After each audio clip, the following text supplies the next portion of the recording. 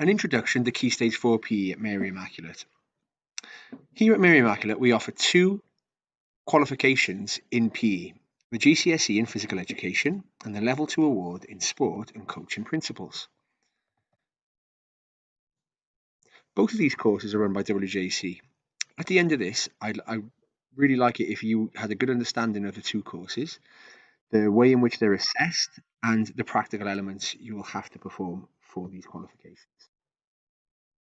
Our expectations of you is that you're fully prepared for every lesson. You have the full, correct Mary Immaculate kit, and if you're injured or ill, you still bring your kit with you.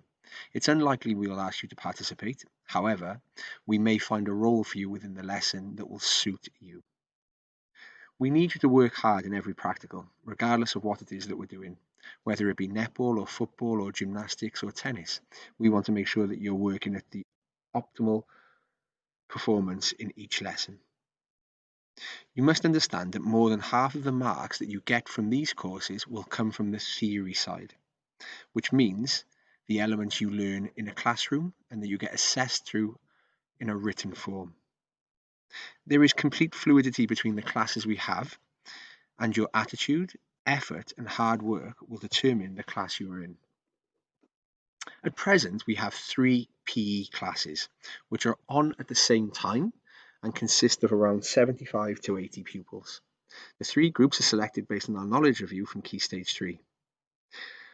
The fluidity between the groups will be based on approach to learning, performance, and teacher discretion. We will ensure that the group you are in is the one which is most suitable for you to achieve the best possible outcomes at the end of Year 11. PE is one of the most successful subjects at Mary Immaculate and also one of the most successful PE departments in the country. Over the last 3 years, we've twice achieved a 100% A star to C pass rate, and at the moment we're at over 30% A star to A. The results of GCSE PE place us well above the national average, better than almost every school in the UK. And as I mentioned, almost a third of pupils achieve an A star to an A grade. This shows that your job, should you wish to choose PE as an option, is to improve those results even further. So the GCSE PE course is assessed through 3 different elements. The first element is the practical, which is worth 84 marks. You must choose 3 sports, which I'll talk a little bit about in a second, which are worth 28 marks each. You must complete a written personal fitness program, which is worth 16 marks, and then complete a 2-hour written exam worth 100 marks. The written personal fitness program is completed in Year 10. The practical moderation takes place in around January to February of Year 11, and the written exam takes place in May of Year 11. So the personal fitness program is marked out as 16, and it requires you to test your fitness, identify strengths in any areas for improvement, plan a 6-week training program, and then retest your fitness to see whether you've made the required improvements. You will then need to evaluate the fitness program you've completed and come up with any recommendations for future performance. As you can see in the table on the right, this is worth up to 16 marks. The practical element is made up of 3 different sports. One must be a team activity, one must be individual, and the third can be either. As I mentioned, each one is marked out of 28 for a total of 84 marks. From the table, you can see that on the left-hand side, you have team activities, which are essentially sports where there's more than one person within that team. The column on the right are individual sports, where you do that sport by yourself.